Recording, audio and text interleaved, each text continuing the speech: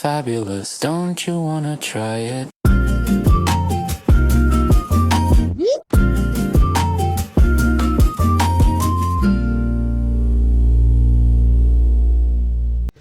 We need to talk, and I know you usually hear me coming on here singing, don't you want to try it? But it's over. It's over. And first of all, I need to apologize to all of you. I missed a week, and part of it was because of sorrow, a breakup. It's February. I'm just being dramatic, but I have to tell you the truth. It could be one of the most brutal reviews that you have heard yet from me on App Fabulous. Let's get into it. I'm Justine Gonzalez, your guide on the side. So think of this as your personal voice note, your memo on what your favorite certified AI specialist / creative and entrepreneur is finding out on this digital journey. So I really thought we had something. And you all, if you even listened to the first episode of App Fabulous, I was talking about how I was going to do an upcoming episode about Veed. At the time, I was still a user. So beginning of 2026, I was still a user of Veed, a paying user. And I had been for almost a year. I even went back and looked at my invoices because when I was preparing this episode for you all, it made me so sad. And that's why I said, we need to talk. It's about Veed and it's over. So I really thought we had something. And I remember the early days. Let me paint you a picture. Clean interface, auto captions that actually worked, a drag and drop timeline that didn't make me want to throw my laptop into the sun. And I told a lot of people about Veed on the internet. I recommended it, and for that, I now also need to go, wow, I wasted hundreds of dollars. Not really though, because here's the thing, with creativity and entrepreneurship, we are always in the continuous improvement process. And I wish more of us understood this as humans. This is where like my cultural psychology PhD comes in, because you don't have to keep using the same stuff just because somebody said you should or that it was the best if it doesn't work for you, or even if you went around saying this is really good. No, my purpose here is to tell you the truth. And the truth is Veed might still be really good for some people, and I'm about to tell you why. So yes, I was out here being Veed's brand ambassador for free, by the way, not a partner with them. And I would have completely unhinged loyalty, okay? And then things changed. Things changed really fast, or could it be, you all, my app family, my app fab fam? Maybe Veed didn't change. Maybe I grew as a creator and I realized that I deserve more. Either way, I am standing in the metaphorical doorway. My bags have already been packed. I've already left with the bags, actually. I'm not even in the doorway, so forget that. But here's the tell-all. I'm about to tell you all everything. So the honeymoon phase. I'm not going to pretend that Veed was all bad from the start. In the beginning, it was genuinely impressive for what I needed. So I would upload a video, get captions in literal, not even minutes, just seconds. I could do the noise reduction really quick, done. And I could export it for reels and shorts. And so when I was just starting to build better workflows for myself a couple years ago, I was a Veed girly, fully, no notes. Like I was in it because I didn't have to have a watermark, and it was super simple, and I think $5 or $6 a month. Okay, this was mobile Veed. So what I realized after I had been using mobile Veed for a month, and I thought,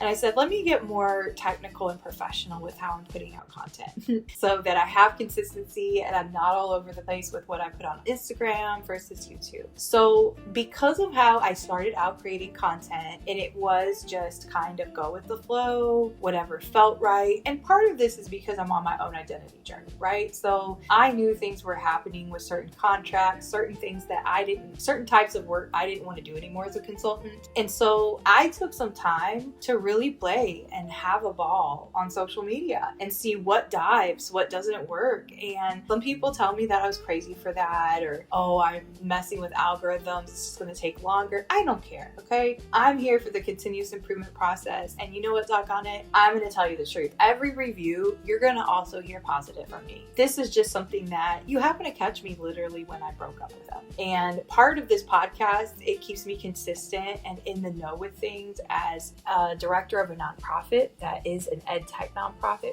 Teach AI. We also sponsored this podcast. And part of this is to build out things that accessibly and easily help people for free and are also honest, so you can decide what makes sense for your journey and where you find yourself in your journey. So you know how it goes though with apps or with relationships. The honeymoon ends, the quirks stop being cute, and one day you're sitting there re-exporting for the third time and you think, is this fine? Is this just what love looks like? And I can say that because, you know, as we all have, we've been in some unreciprocated friendships or relationships in our lives. And we ask ourselves, wait a minute, is this what value means to them? Is this what worth means to them? Is this what love means? Babe, no, it is not. So anyways, to get out of my dramatic mode, and you guys know, if you go read the blog version, I'm very in-depth. I always give you use cases depending on your journey. It's differentiated learning on steroids, but you can always go check out the blog at blog.appfabulous.ai, and I always link it in the show notes. So if you want the full drama of how I wrote this like an emotional breakup, you can definitely read the blog post. The blog is also where you're typically going to find if I have some affiliate links to share. I do partner with some organizations. I actually have a brand new partner in the new year. I can't wait to show you that platform. Hasn't been an episode yet, but I will be featuring a partner. More to come with that.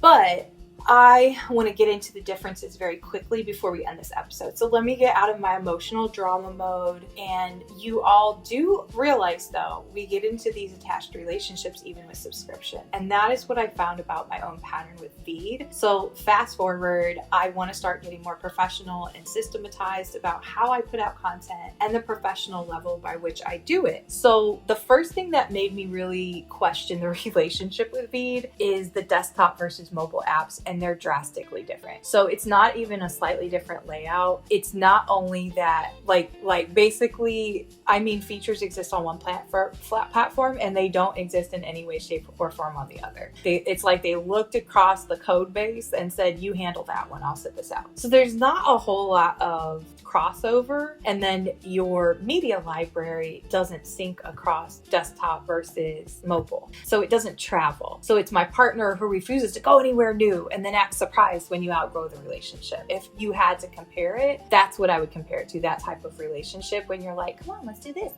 And they're like, no. And it's just a constant setback. That's how this started to feel. So I would edit on my phone. I'd be in a flow state. I'd feel productive and powerful. Then I'd hit a wall. And a feature I needed, it was desktop only. So I'd switch to desktop, and then I'd find out that experience just doesn't carry over cleaner.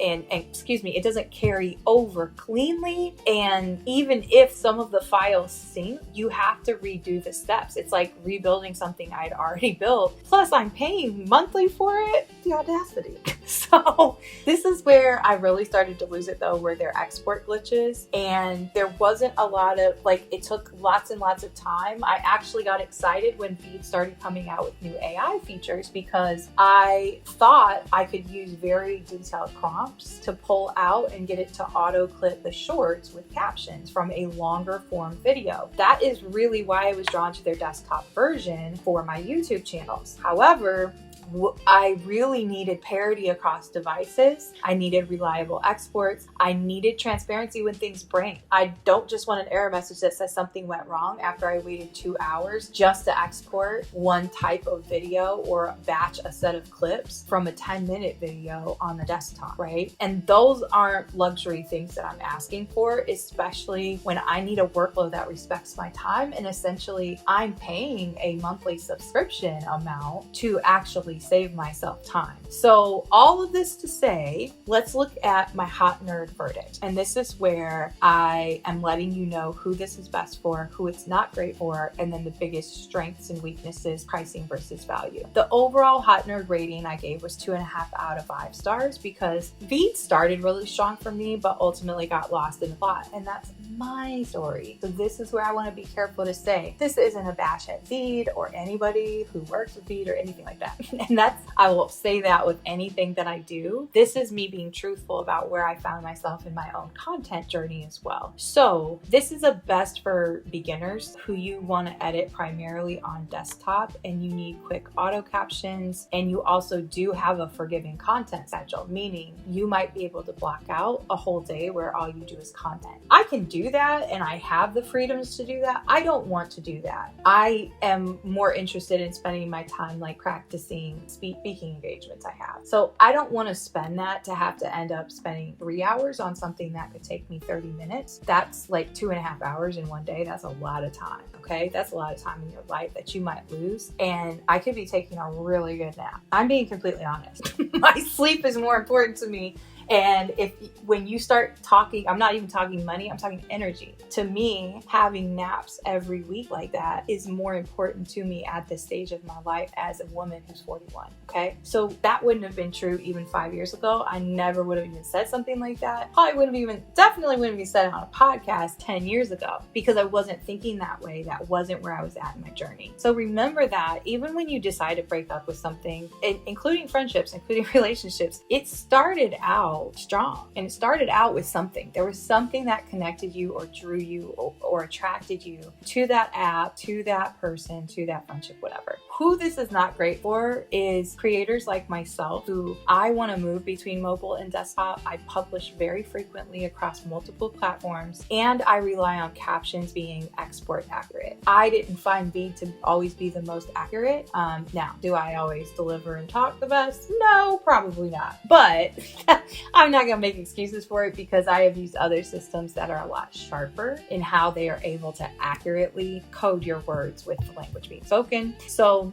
long story short, the pricing versus value, I would say it's below average. The glitches on a paid plan are really hard to justify. And I do understand that tech is developmental and experimental. I have seen them roll out a lot of new desktop features. I just didn't want to stay and wait because I was already paying, I believe my subscription was $30 or $40 a month. And that to me, I don't care how much money you make or anything. There's just better systems I have found for all of the reasons that I've named. One of them being parity and one of them being just the ability to publish frequently and consistently. I just don't have a lot of time to waste to mess with the export settings, all that kind of stuff. So who it's for and isn't, use Veed if you're just starting out with video content and you need some very simple visual editing. You want it to do noise canceling for you, bada boom. Okay. Work exclusively either if you're only going to do mobile for shorts or you only do IG reels or Facebook reels, whatever, then just use your mobile if you only do that. Pay the $5 a month if all you want it for is the captions and you don't care about it otherwise. If you're gonna do edits and chopping up, use your browser, use the desktop version. Don't depend heavily on those captions then being export ready every time. You're gonna have to go back and reread. That's a whole other task if you are not outsourcing. But then even if you are outsourcing, why would you pay somebody to read back something that was supposed to be accurate that you were already paying for? You see what I mean? So this is a very for me, if you need a quick no fuss rule for occasional content, use the free version if you don't care about watermark, and also just do a mobile version. So that would be my solution. Definitely don't use Veed and definitely don't pay for it if you're going to move between mobile and desktop regularly. If you need to post on a tight content schedule with no buffer for re-exports and you don't have a lot of time to waste, and then use captions as an accessibility or strategy non-negotiable, which you should, okay? Accessibility and also as just inclusion to your audience. I make mistakes with this sometimes and I need to do better with it. So I'm calling myself out on that. But that was one thing I realized over time is that metadata. So not only how we tag images, but also how we use things like captioning. It's really, really important from an accessibility standpoint for users and viewer experience. But also I say that as don't use it for that, because that's where I found it to have some inaccuracies, was when I would just upload and then I'd be like, oh no, that totally said this word and that is not what I said on the caption. So somebody who's not listening to the sound or doesn't understand the language you're speaking, they're going to get a very confusing message possibly. So this was a major major thing of like, don't use it if you need to rely on the validity of your captions. Well, I talk a lot about sensitive topic or topics that can be seen as sensitive with the work I do in cultural psychology. So this was a no-go for me. That wasn't a good thing for me. And then if you're serious about your business content operation, which I am, and or you're a serious creator and you just want to have a certain aesthetic with how you put things out there, do not use Veed, because it's going to cause extra work for you, and that is not the point. It's not supposed to do that. So final part, this is where I am going to tell you I'm interested in someone new. No, I'm already with a different platform and I had tested it throughout the years too. But I have a new app partner for this, and I am like gushing in this relationship. The features work on all devices. The experts do what they're supposed to do so far, okay? And the caption. So I've completely kind of changed what I'm using for my YouTube shorts, and I need you to know it's been a revelation. So the next episode of App Fabulous, I will introduce you to my new partner by name, and I do actually have a referral link that you save money if you sign up. They gave me a little referral link when I signed up with them. Now Veed, I also got that with Veed, and a lot of these platforms have that. However, I don't think I ever actually shared my referral link for Veed, partly because I was still testing it and I knew I was going to do an in-depth review. I knew I was double checking like what subscriptions am I getting rid of as I enter 2026, but I didn't know I was just going to break up a couple weeks ago like it happened. And that again happened actually because of you all and this particular episode that I started prepping a couple weeks ago. Didn't even record until now because then I got into my invoices and I'm like, oh, heck no, I am not continuing to pay for this. So all that to say, there I go, helping myself. But I hope this has been helpful to you as well. Be sure that you hit subscribe so you don't miss who one of those partners is and why I have already liked working with their platform so much. So I've also linked in the show notes the App Fabulous official blog, where you can also read all of these same reviews, but there are use cases as well as more in-depth details. That's all I've got for now. And don't you want to try it? Okay. Until next time, enjoy our outro song and App Fabulous, don't you wanna try it?